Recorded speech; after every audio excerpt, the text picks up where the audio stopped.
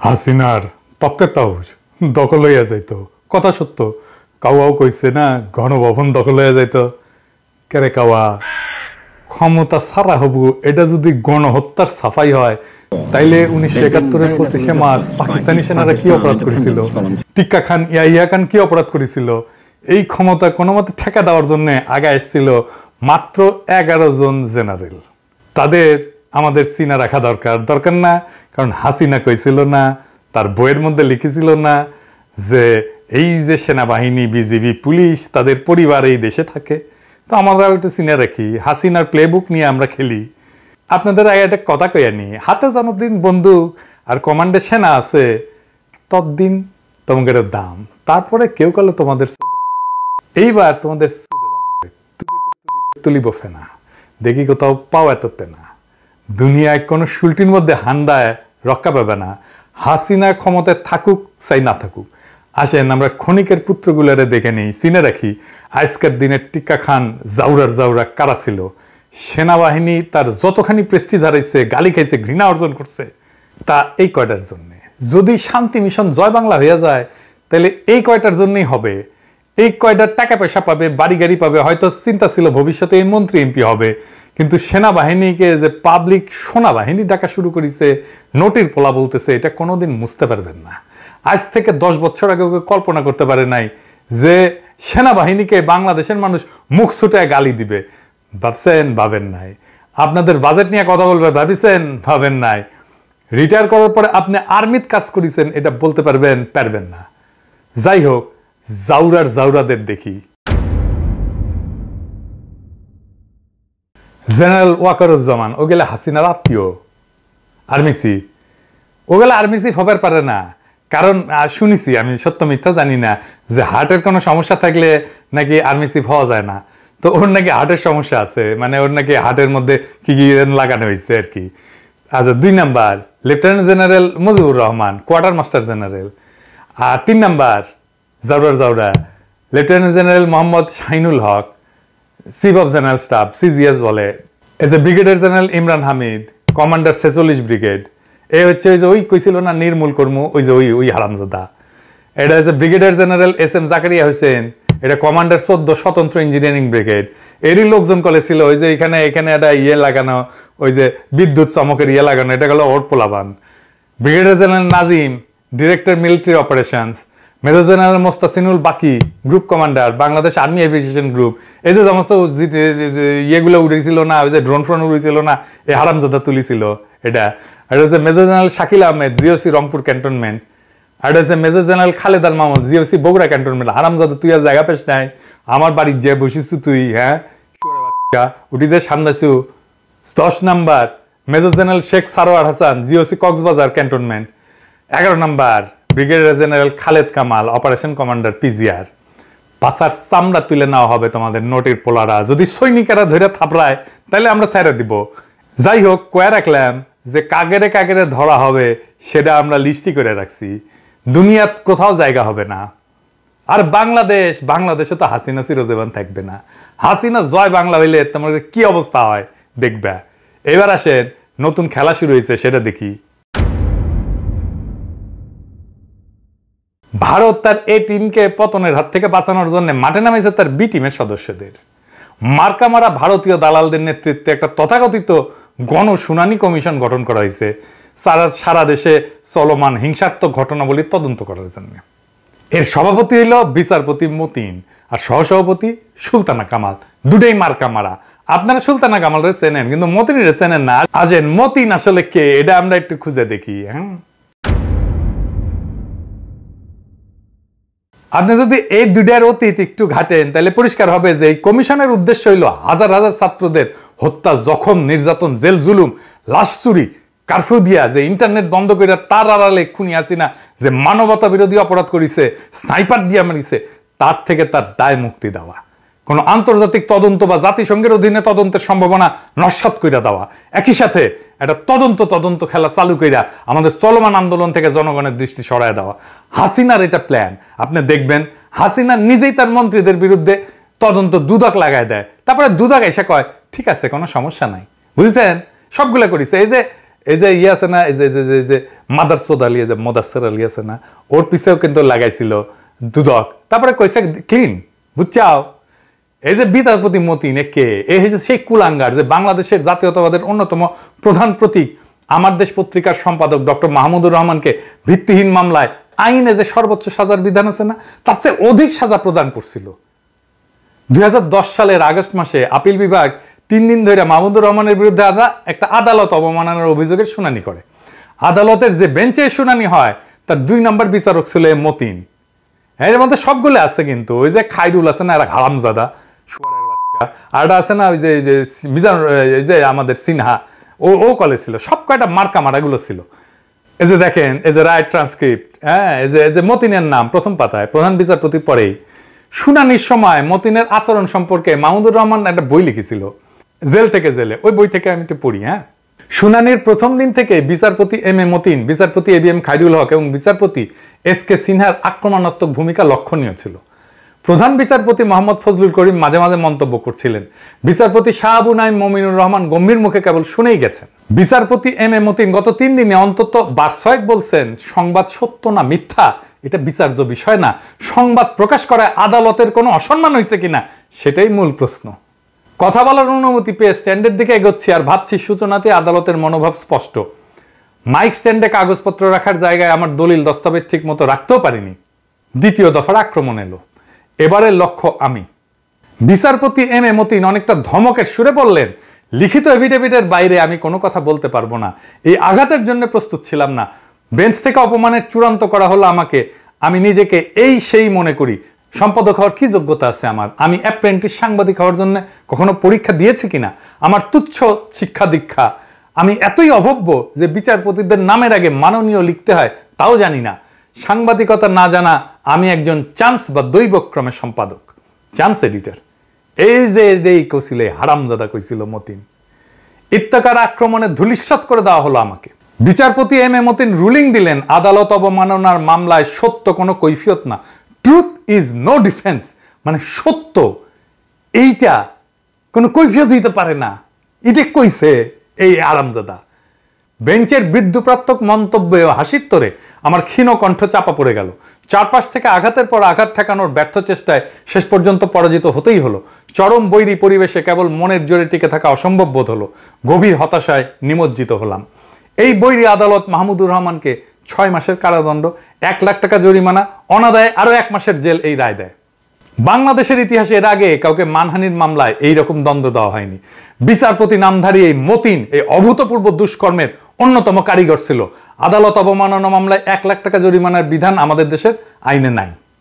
এই মতিনগং আইনের বাইরে যায় তাকে জেল ছাড়াও নজিরবিহীনভাবে 1 লাখ টাকা জরিমানার সাজা দিছিল। এর কারণ হিসেবে মতিনগং বলছিল এটা করা হয়েছে আদালতের অন্তর্নিহিত ক্ষমতা বলে, যেটা সম্পূর্ণ মিথ্যা। প্রচলিত আইনের সীমানার বাইরে গিয়া কাউকে অতিরিক্ত শাস্তি দেওয়ার ক্ষমতা আদালতের নাই।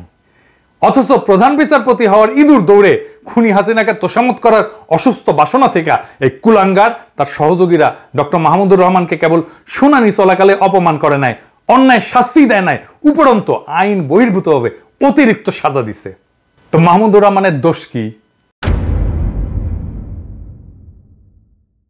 মাহমুদুর রহমানের দোষ ছিল একটাই, সেটা হলো উনি একজন সাচ্চা জাতীয়তাবাদী হিসেবে সবসময় ভারতের আধিপত্যবাদের বিরুদ্ধে সোচ্চার ছিলেন।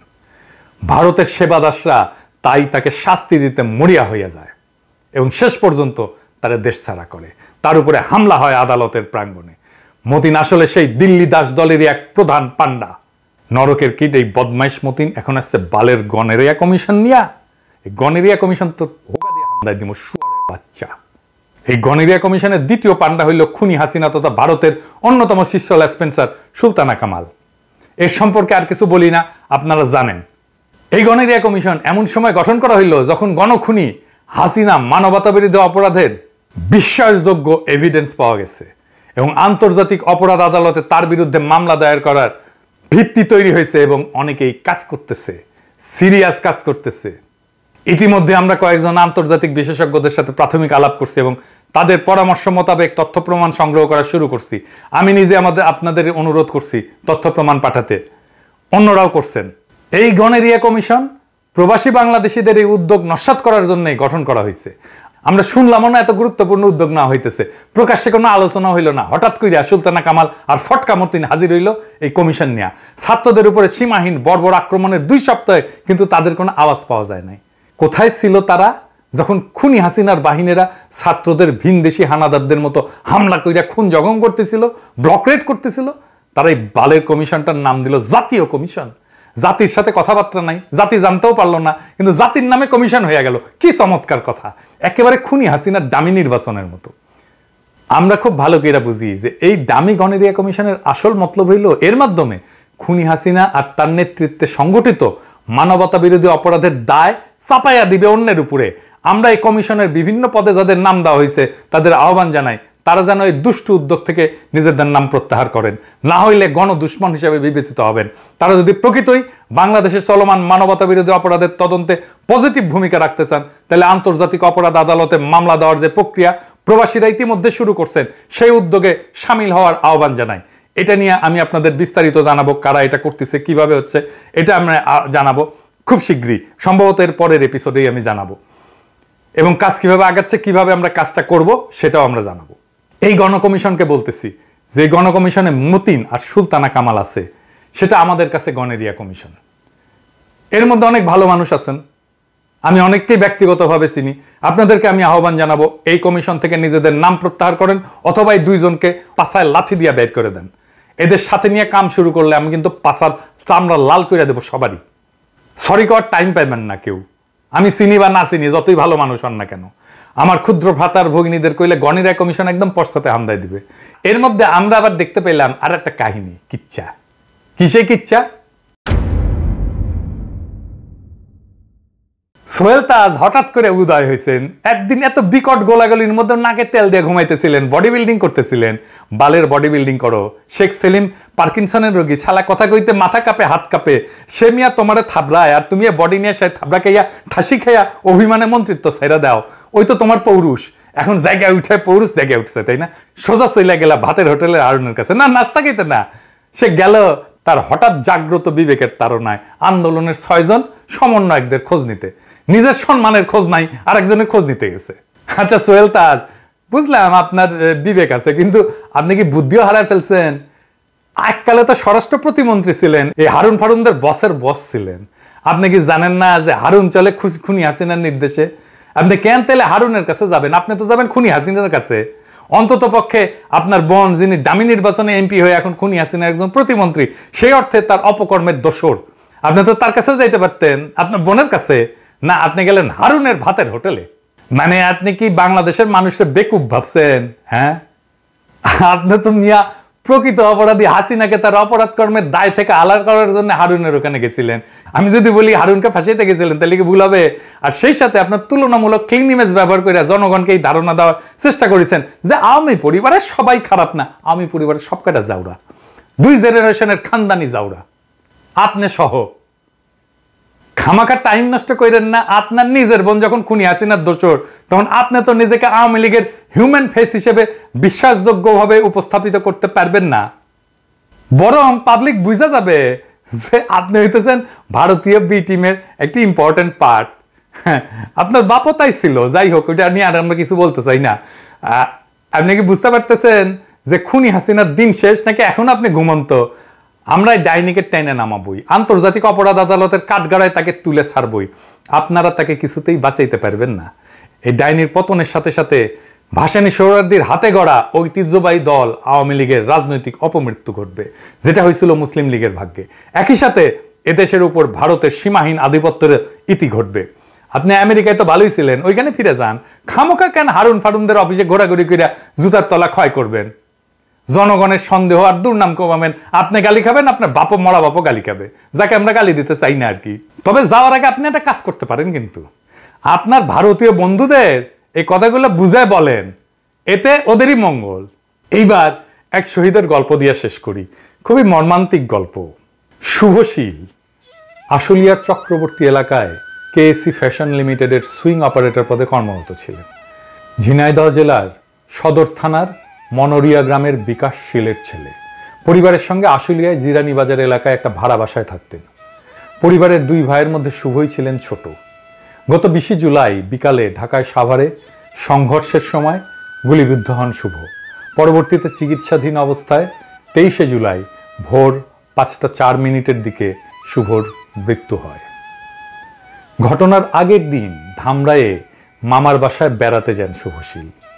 পরদিন 20শে জুলাই শনিবার বিকাল 4টা নাগাদ মামার বাসা থেকে বের হয়ে আশুলিয়ার জিরানির নিজের বাসার উদ্দেশ্যে রওনা হন শুভ। পথিমধ্যে সাভার বাসস্ট্যান্ড এলাকায় পুলিশের সঙ্গে আন্দোলনকারীদের সংঘর্ষের মধ্যে আটকা পড়েন তিনি। এ সময় গোলাগুলির মধ্যে প্রাণ বাঁচাতে পাশের একটা মার্কেটে আশ্রয় নেন শুভ। পরিস্থিতি কিছুটা স্বাভাবিক হলে বাইরে তাকিয়ে পরিস্থিতি বোঝার চেষ্টা করেন তিনি। এ সময়ই তাকে রাস্তায় ফেলে পেটে বন্দুক ঠেকিয়ে গুলি করা হয়। গুলিবিদ্ধ হওয়ার পর শুভ ওই অবস্থাতেই রাস্তায় পড়ে থাকা অবস্থায় মায়ের নম্বরে ফোন দেয়। তখনও শুভর জ্ঞান ছিল। মায়ের ফোন ছিল তখন তার দাদার কাছে।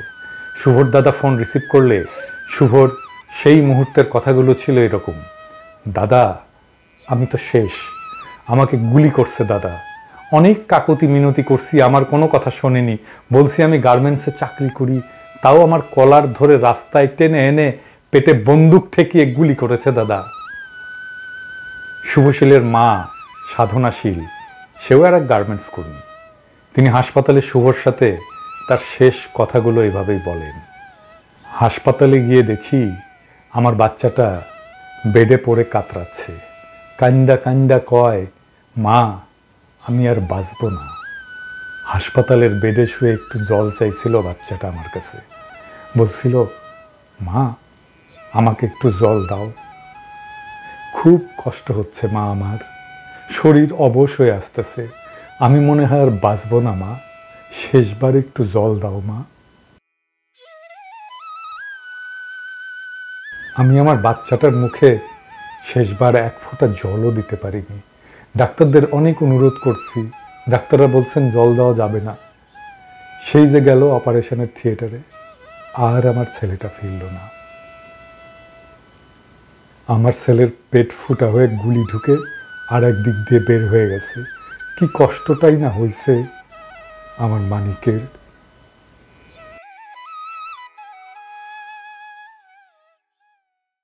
এমন হাজারো গল্প আমরা শুনব এক রাক্ষসীর ক্ষমতা লিপ্সার জন্যে, শুধু তার অবৈধ ক্ষমতা টিকায় রাখার জন্যে এইভাবে বারে বারে বাংলাদেশ ভাসবে রক্ত নদীতে।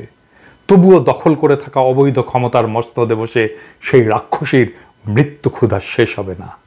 1971-এ ইয়াহিয়া খানের ছবিকে রাক্ষস বানিয়ে আমাদের পূর্বপুরুষেরা চেপেছিল এক অমর পোস্টার: এই জানোয়ারদের হত্যা করতে হবে। আজ 2024-এ আমরা আবার এই রাক্ষসীর সামনে এই রাক্ষসীকে নিশ্চিহ্ন করতে হবে। ইনকিলাব।